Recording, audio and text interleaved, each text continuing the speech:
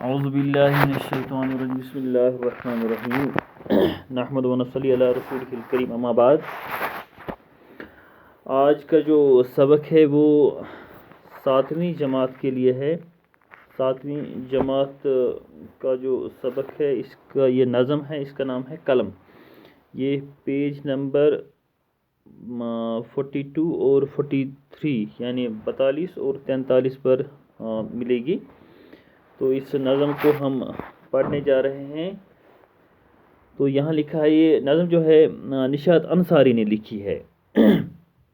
تو اس کا جو پہلا شعر ہے وہ ہے: قلم کیوں چل رہا ہے بیچ و خم سے، یہ جا کر پوچھئے اہل قلم سے۔ یعنی قلم کا جو بیچ و خم سے چلنا، یعنی بیچ و خم سے جو قلم چلتی مطلب ٹیڑھا میڑھا چلتا ہے، جو موڑ اس میں آتے ہیں، قلم کبھی اوپر جاتا ہے کبھی نیچے جاتا ہے، یہ کیوں ایسے چل رہا ہے؟ اگر اس میں کیا فلسفہ ہے، یہ کیوں ایسے چل رہا ہے، تو یہ کون بتائیں گے؟ یہ جا کر پوچھئے اہل قلم سے، یعنی جو قلم کو جانتے ہوں، قلم کا علم رکھتے ہیں، ان سے جا کر پوچھئے کہ یہ ایسے کیوں چلتا ہے۔ اس کے بعد ہے دوسرا شعر: عجائب اس کی سب گلکاریاں ہیں، تعجب خیز گوہر باریاں ہیں۔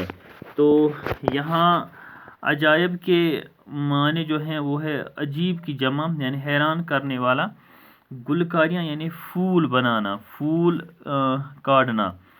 تو گوہر باریاں کے معنی ہیں موتی برسانے والا، یعنی عجائب اس کی سب گلکاریاں ہیں، تعجب خیز گوہر باریاں ہیں۔ یعنی عجائب اس کی سب یعنی جو یہ پھول پتیاں وغیرہ بناتا ہے، اس کی یہ چیزیں عجیب ہیں۔ تعجب خیز گوہر باریاں یعنی جو کچھ قلم سے لکھا جاتا ہے وہ گوہر ہوتے ہیں، وہ موتی کا سا وہ موتی جیسی قیمت رکھتا ہے اس کی لکھائی وغیرہ، تعجب خیز ہوتی ہے یہ، تعجب خیز گوہر باریاں ہیں۔ یعنی قلم جو ہے اپنی لکھائی جو ہے، اس کی لکھائی جو ہے یہ تعجب خیز ہوتی ہے، اس سے ہم بہت کچھ حاصل کر سکتے ہیں۔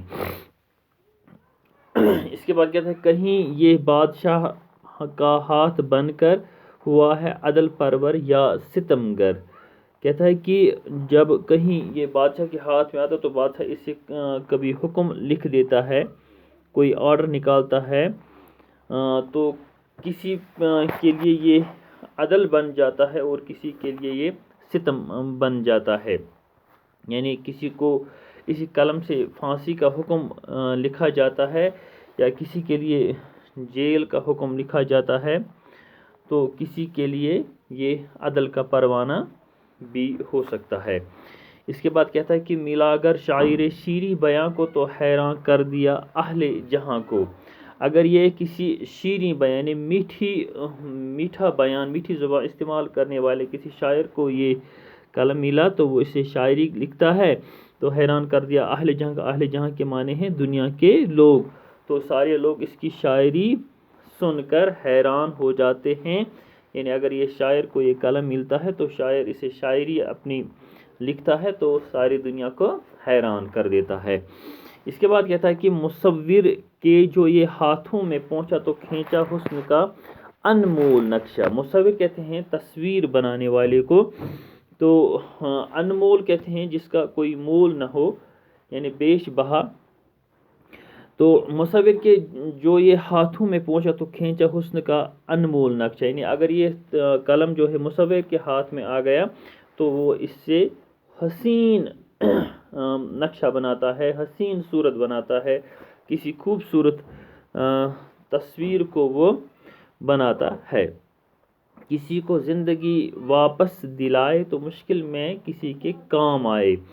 یعنی یہ جو قلم ہے کسی کی یہ زندگی بھی واپس دلاتا ہے تو مشکل میں کسی کے کام بھی آتا ہے، یعنی کسی کے لیے کوئی خوشی کا پیغام لے کے یہ قلم ہی آتا ہے اور کسی کی زندگی کو واپس بھی دلا سکتا ہے۔ یہ قلم کی ہی کرامت ہے۔ کسی کی آن میں قسمت پلٹ دے، کسی بدبخت کو تختہ پلٹ دے، یعنی کسی کے آن میں یعنی کسی کی قلم سے ہی تختہ کسی کا مطلب قلم سے ہی کسی کی قسمت لکھ دی جاتی ہے. کوئی غریب ہو تو اس کو کسی نوکری وغیرہ کا آرڈر ملتا ہے، یا مطلب کہیں اس کی کچھ اس کی قسمت بدل جاتی ہے. یہ اسی وجہ سے ہوتا ہے کہ یہ قلم کی ہی وجہ سے اس کا یہ پروانہ لکھ دیا جاتا ہے. کسی بدبخت کا تختہ الٹ دے تو کسی بادشاہ کا قلم ہی کے ذریعے تختہ الٹ دیا جاتا ہے. جہاں میں ہے یہ کیا کیا گل کھلاتا، ہزاروں اپنے جوہر ہے دکھاتا، یعنی جہاں دنیا میں یہ ہزاروں گل کھلاتا ہے، یعنی انقلاب بپا کرتا ہے، تو انوکھے کام کرتا ہے. گل کھلانے کے معنی ہے انوکھے کام کرنا. تو ہزاروں اپنے جوہر ہے دکھاتا، جوہر دکھانے کے معنی ہے کمال دکھانے، نئے نئے کمالات دکھاتا ہے، نئے نئے جوہر یہ دکھاتا ہے، نئے نئے انقلاب یہ بپا کرتا ہے. یہ قلم کی وجہ سے ہے. تو اس طرح یہ جو نظم ہے یہ اپنے اختتام کو پہنچ گئی. یہاں کچھ مشکل الفاظ ہیں، ان کے معنی یہاں پہ آپ بیان کرتا ہوں. بیچو کھم، اس کی میں نے ٹیڑھا میڑھا موڑ. عجائب، عجیب کی جمع حیران کرنے والا. گلکاریاں، پھول بنانا، پھول کاٹنا. تعجب خیز، حیران کرنے والا. گوہر باریاں، موتی برسانے والا. عدل پرور، انصاف کی پرورش کرنے والا.